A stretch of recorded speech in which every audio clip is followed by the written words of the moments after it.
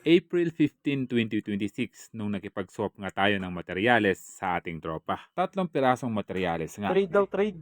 Yung i-trade sa atin ni sir, 3 piraso. 3 piraso dun sa powder puff. Isang powder puff na materyales nga pala ang sinwap natin kay sir. Pag uwi nga natin galing sa kanyang garden, agad na nga natin tong binuksan para isa-isa na nga silang ma-workshop. For today's video, uunahin nga natin tong tugas na materyales. At itong tugas nga na tong i-workshop natin ngayon. Hindi na natin sinama ang kanilang medium at paso, gawa nga ng nakamotor na tayo at mabigat ang mga materyales. Dahil nga na-stress ang ating puno, babawasan nga natin dito ng mga haba ng kanilang mga sanga. Mahihirapan kasing makarecover ang puno na to dahil nga naggalaw ang kanyang mga ugat. Kaya naman sa araw na yan, hindi muna natin siya i-workshop. Bagkus nga pala recovery muna natin ang ating puno. Kaya naman next na step natin dyan, agad na natin siyang itinanim sa kanyang bagong medium at bagong training pot. Ginamit natin ditong medium natin, nagmix tayo dito ng topsoil, backsoil at konting fertilizer. Gusto ko nga bago nga siya mai-workshop, naka-recover na nga siya sa bago niyang medium at training pot. Ang huling step natin sa oras na yan, nagmix tayo dito ng ating rooting hormone na anaa. At siya naman natin sa kanya, ito ay dinilig. At yan nga ang ginawa natin sa kanya noong April 15 at yan nga ang kanyang part 1. Dako naman na tayo sa ating part 2 sa ating tugas na naswap. July 14, 2026, ito na yung ating part 2 mga idol. At after 3 months, ito na yung ating tugas na materyales na sinwap natin kay idol. Healthy naman yung ating tugas kaso nakukulangan ako sa 3 months. Ganito palang kahaba ang kanyang mga bagong shoots. At mapapansin natin dito mas mahaba pa ang mga damo kaysa sa mga bagong sanga nito.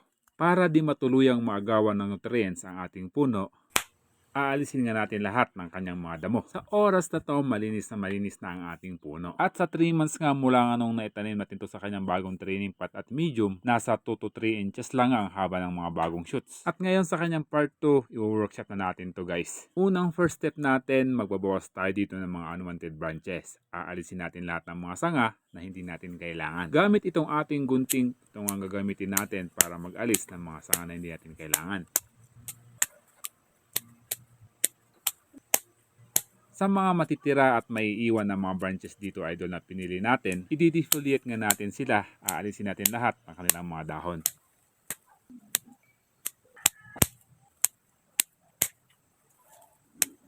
Next step natin gamit itong ating knob cutter at concave cutter, aalisin na nga rin natin dito lahat ng mga branches na natuyuan.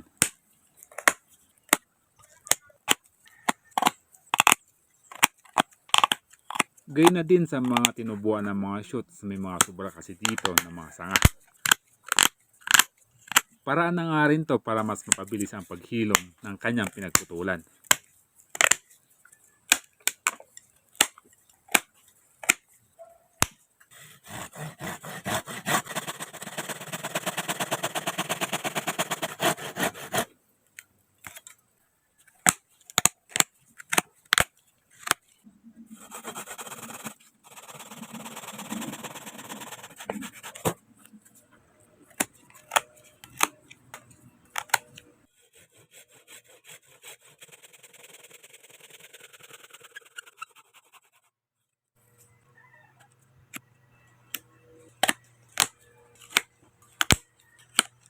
Kung nagkataon lang sana na mas mahahaba ang kanyang mga shari at gin, iiwan sana natin ng mga to. Kaso sa iksingan nila, matatakpan nga rin ito ng ating mga padding soon. Kaya naman inalis na natin sila. Next natin, para nga hindi kapitan ng mga aphids ang mga katawan ng ating puno. At syempre, para na nga rin kaya itong tingnan, lilinisin nga natin ito gamit ang brush na to.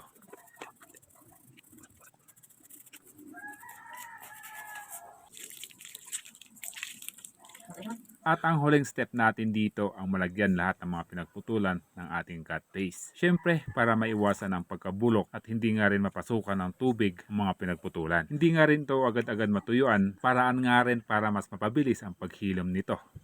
And guys, ito na yung kinalabasan ng ating pag-workshop sa ating part 2. At syempre, abang na nga rin lahat ng ating mga primary branches. Balak natin dito, magdadalawang apex tayo dito. Napagpasyan ko nga mga idol na hindi muna natin ito lalatagan ng kanyang kauna-unahang wiring. Dahil nga nakukulangan pa ako sa haba ng kanyang mga bagong shoots. At least kagandahan nito, naka-branch selection na tayo. Abang na lahat ng mga primary natin. At sa part 3 na natin to lalatagan ng kanyang kauna-unahang wiring. At soon itong materialis natin na tugas, gagawin nga nating wrap style. Sa ngayon, papalargahin nga muna natin ang kanyang mga branches.